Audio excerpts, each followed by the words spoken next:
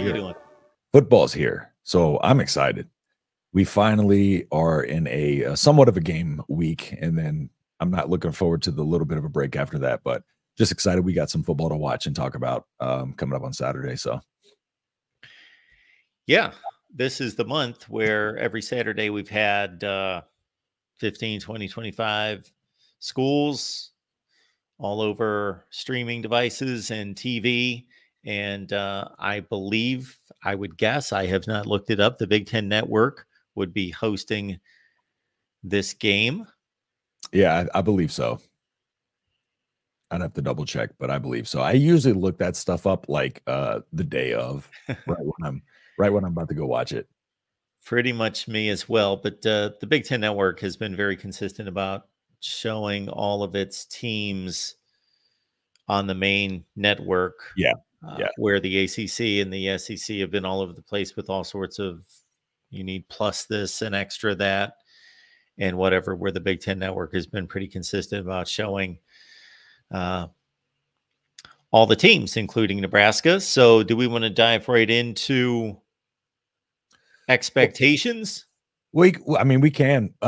So we got plenty to talk about with the interviews and stuff like too, but with expectations for the spring game, there's a lot of things to look at that'll make this spring game kind of more interesting than those we've seen in the past. And we kind of me and Wilson Dittman, we kind of did our players to watch, put it on the channel yesterday, and just some of the players I had on there, Emmett Johnson, I think, is one of my favorite players on this team.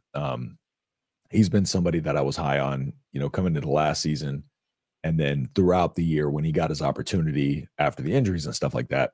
So one thing that I do want to see with Emmett Johnson, and he talked about this too, is how his pass protection is, and then kind of just he talks about that next step he was taking in last year. The way he ran the ball, he was tremendous running the ball. And to do that with an offense that could not throw the ball, they were stacking the box heavy on us. And he was still able to find creases. He can make guys miss in the open field. He can run straight through the line. He can run straight through you. He can run around you. And so he's one of those guys that, Nebraska fans do a lot of times talk about a all-purpose 3-down back. And this team is not constructed to have really an all-purpose 3-down back, but more than anybody on this team, he's the guy for that job. We're all excited about Dante Dowdle as well, the transfer in from Oregon. But with Dowdle, he's still young and he's not very experienced, over there, a little over 100 yards, and he averaged 5 yards per carry, albeit he come at the end of games and stuff like that. So the defense he was come into and the situations he would come to, that still is not enough to really gauge, but he is a physical, hard runner, and he's going to be a really good running back. However, he's just not ready. And he's going to be a part of this offense and a big part of this running back room. It sounds like all of these guys are, but I think Emmett Johnson's going to be that one go-to guy that they really need, just one consistent guy that they can bring in, third and short, or just when they need kind of a big play and, a big gash run play, maybe it's QB draw on 3rd and 17, he's one of those guys that can come out and make an explosive play in that situation. In most of the games where Nebraska's offense struggled the most, he would still average, in the realm of 4 yards per carry plus. And so the fact that we're hearing, in today's press conferences, we heard from EJ Barthel, the running backs coach, and he was talking about, how Emmett has taken the second step and how quickly he's grown up. And hearing Emmett speak himself, the maturity of him for such a young kid, he said he's seeing things differently this year. And he's, the game's coming easier to him, but it was more so the mentality that you heard when he spoke, because he's talking about them challenging them to be better and working hard. And all he mentioned was iron sharpens iron. And they asked about the competition in the running back room and, how as a young running back, did that motivate him, or how did he feel about all the competition in there? And he said he would rather a running back room like that than a running back room with no competition. And most competitors are going to think that way, right? But some don't. And they talked about having the mentality for this team and having the mentality for this room. And like I said, today he did mention his pass protection. He said he takes pride in it though, and it's just as important as running. So the mentality's there. He wants to be good at blocking. Typically, if you want to be good at blocking, you can learn how to block. It's one of those things. He's got the size, he's got the physical traits. But what they're seeing right now, and what they mentioned seeing with Tony White's defense, is all the different looks, all the versatility. And Emmett said that's making it hard on them, and Barthel said that's making it hard on the running backs as well. So they both touched on just the difficulty of pass protection against Tony White's 3-5 defense. And so that's telling of the defense as well. But also, iron sharpens iron in that sense too.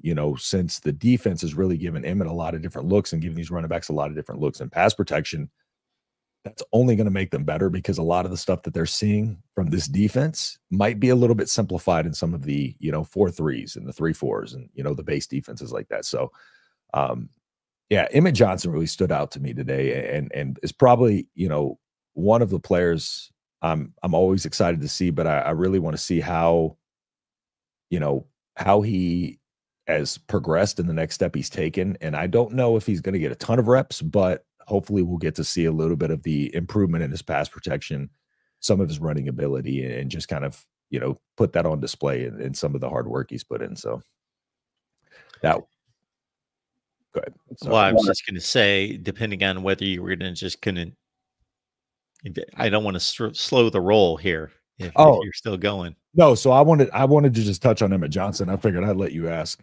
anything you want to ask about the spring game too before I touch on anybody else. Well, I know Scott Satterfield made mention of this week, and this is something that Nebraska fans are not looking forward to seeing on Saturday, and that would be they don't want to see turnovers unless somebody makes some just incredible play that can't be ignored, some amazing break on the football from the cornerback position or something. But take care of the football, hang on to the football, quarterbacks making the right reads, not putting the ball in harm's way. And apparently they're making great strides in that area during spring practice. Yeah. And Satterfield was, somebody asked the question, I couldn't quite tell who it was, but somebody asked the question about, how have the turnovers been in spring practice? And he was like, I really wish you wouldn't have asked me that question, partially because, afterwards he joked because he was like, we've improved, because he doesn't really want to jinx it. But he said they have made an improvement. And a lot of the coaches has echoed that. A lot of the players, when they talk about things, they mention ball security, and that's just something they're hammering home in their heads. And, so that being a specific focus, I still think fumbling and stuff like that has a mental aspect to it. But, I think majority of the time it's just a little bit of getting careless. It's a little bit of, it's easier to make a move, make a play when you have the ball a little bit, wider. Instead, if you're like this, when your shoulders are tight and everything's tight, it's much harder to move around. So when those guys want to make a play, they hang the ball out here, or they just get a little loose and get a little careless with it, and all of a sudden the fist comes from behind and knocks it out. So, they're working everything that they can to improve these turnovers and stuff like that. But there's still an aspect of it that is going to be mental with some of these guys potentially, and could show its face. And then, with the inexperience at quarterback, we're probably going to see, we're going to see some bad interceptions. And I don't think people should get that twisted, that even though Raiola is going to be really good, he's going to make some freshman mistakes. And so, but those are expected. I just think it's the ample turnovers and just the timing of the turnovers have plagued us for so many years now. And so I do think this is the physicality that they're bringing in practice with. It's what they mention a lot, is just, it sounds like they're being so physical that these guys are going to be able to take a beating and still hold on to the football and protect the football. So at least most of the conversation coming out of this has been turnover focused, and most people are alluding to the fact that it has improved. And what we've learned from the staff is if it was bad, they would tell us it's bad, because they're pretty transparent about how people are doing. So if you had questions about quarterback or anything like that, I was gonna bounce it off you. I can go. You made me take a sip earlier of water, so I'm giving the question time.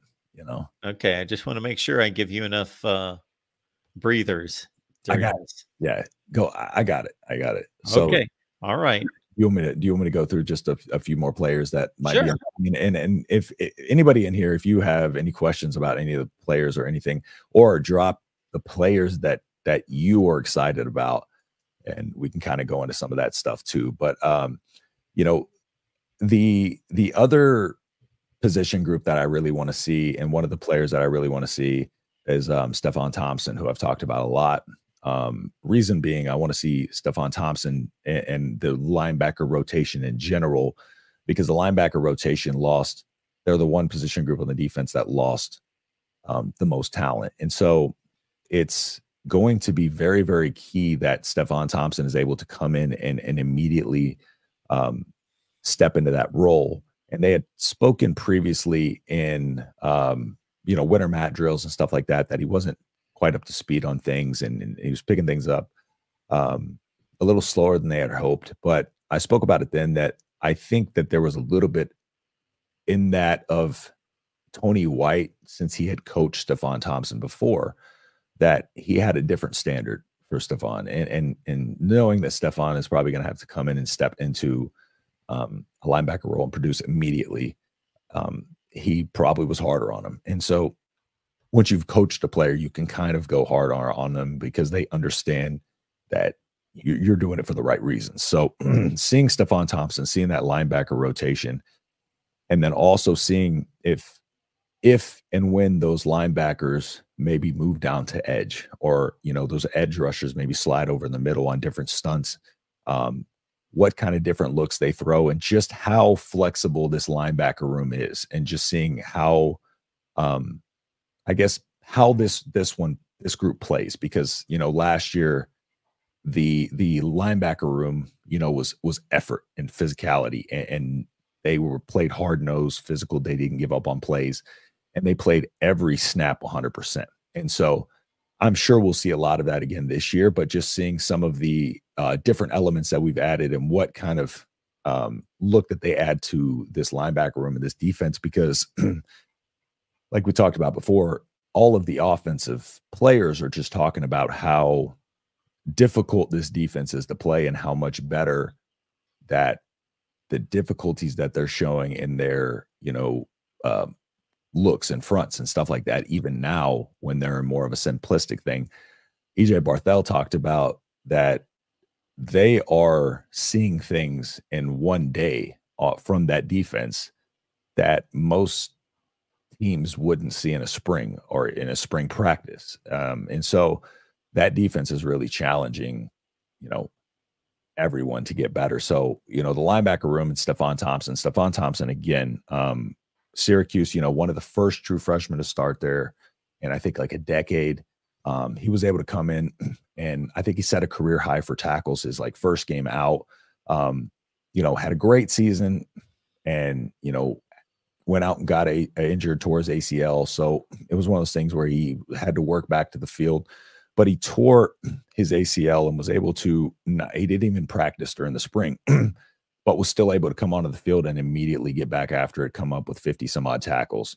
And so he's another year removed from the ACL, and this could be a year where he takes a leap back to where his potential was his freshman year, because again, the stats were a little bit lower because of coming off the injury, and then not even, he was a green no contact jersey for the entirety of spring, and trying to play linebacker after coming through the spring without contact, trying to go out there and play fast and physical coming off of an injury. It's not very easy. And so the fact that he was still able to go out there and produce at a high level, I'm really excited to see what he brings, and just this linebacker rotation in general and the defensive rotation. I talked about it before with the cornerback 2 spot, that some of these cornerbacks are going to be rotating to, Malcolm Hartzog to safety, and those rotations there, and even the running back rotation. I talked about Emmett Johnson before, but they say Ramir's ready to go. He's not going to be in the spring game, of course, but They say Ramir's ready to go, and right now they don't have him practicing in spring because he, they already know he's already experienced. They already know what he brings. EJ Barthel, our running back coach, said he's known Ramir Johnson since high school, and thought Ramir should have started under the previous staff. And he's like, I don't know what happened there, but I'm not going to speak on that. So the running backs that we have here, and even some of the guys that they mentioned that aren't even scholarship guys, he went through a list of guys that are also helping, Ken Williams being an explosive young player, Maurice Mazuka, he said he's doing great things. And he said in a situation, if Maurice was in a situation where it's at the end of the game and he has to finish the game, he's that type of guy. He's going to be able to come in and finish the game. These guys aren't even scholarship guys. So even seeing some of these guys coming through that running back rotation and seeing just how the depth is in this running back room, just because Gabe Ervin, with his injury history, but it sounds like Gabe Ervin is ready to come back. It sounds like he's feeling strong, feeling good. But Ramir Johnson recurring, injuries throughout his career. So we might have to lean on some of those guys, that aren't on scholarship and stuff like that. And so they talked about having everybody on the depth chart ready. And so being able to see some of those guys who we necessarily might not think are going to get a ton of playing time, but might actually have to. And so we can't, with what happened last year, we can't take the focus off any of these players being players that won't be seeing the field during the season. And so treat it as such, just be able to kind of look for those little details, especially at the rooms that we've significantly had real bad injury issues in. Wide receiver room, it's going to be very important there to see Isaiah Nair and Jamal Banks and how they integrate to this offense, because Jamal Banks has been showing a lot this spring. They show flashes and little highlights of what he's doing, and we knew coming in just how good he was. And it's that Wake Forest offense. Wake Forest offense wasn't good. They didn't have a good quarterback. It just wasn't designed for wide receiver numbers. But when you look at Jamal Banks' films, he does everything well. He's physical, but he can also beat you at the line. He beats press coverage a lot on his film. And they mentioned that they got to get better overall at beating press coverage. So I want to see just kind of how the defense does against press. Because the way to beat press is you just have to attack that leverage, and you have to win at the line of scrimmage with your feet or your hands. And so to see how they're doing in press coverage, because they did point that as a point of emphasis that they struggled at, but seeing this Isaiah Nair, Jamal Banks, and that dynamic on the field, and just how they play off of each other, and then also how these young guys fill into those roles, because I definitely think Jamal Banks and Nair are going to be starting. Nair, he is a bigger guy, but he's a burner. He's a playmaker. He can go, get the ball deep, but he can go up and get a ball as well. You can get the ball in space, and he can make guys miss. And then you go over to a guy like Jamal Banks. He's going to be your possession guy. I've said this before, but Jamal Banks and Isaiah Nair kind of remind me of Will Fuller and DeAndre Hopkins in 2017 with the Texans. You have one guy, because Jamal Banks had no drops last season. So you have one guy who's very sure-handed, knows how to use his body, knows how to go up and high point a ball, and knows how to win. And Isaiah Nair also, they talked about him winning contested catches and stuff like that. So you got a couple of guys like that, but you also have Isaiah Nair. Now, Will Fuller couldn't catch to save his life. I'm more so talking about these guys that you can put in different situations. Like you can get Isaiah Nair in a crosser. That's what they used to run all the time in that Texans team, was crossers. And what would happen is you'd make the safety make a choice. They go wrong because you D-hop as your number one, and then Will Fuller will burn for a touchdown. So it's going to be interesting to see the play concepts, play designs, and also these young receivers and the step that they've taken since last year. Now into year two of this staff, they got a lot of reps last year. Gabe talked about Emmett Johnson. That's what made him better, was getting those reps last year and made him so ready for the leap that he's going to take in this spring, or the leap that he's taken this spring and into next season. And so just seeing some of these young guys and the development they've had because they got thrown to the fire, it's going to be fun. It's going to be fun to watch that. But yeah, just seeing, and everything is going to be super, super vanilla again. But there are some things that we can key on and watch on that this year kind of will be a little bit more intriguing than previous springs.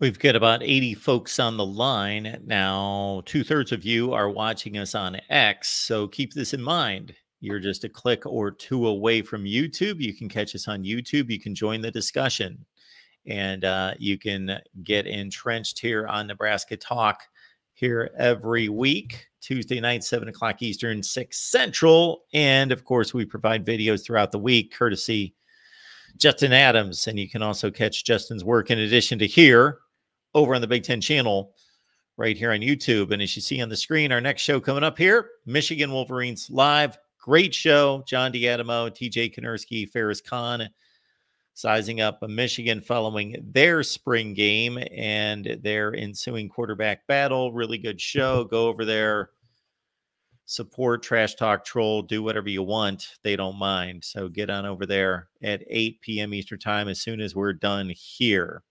For sure.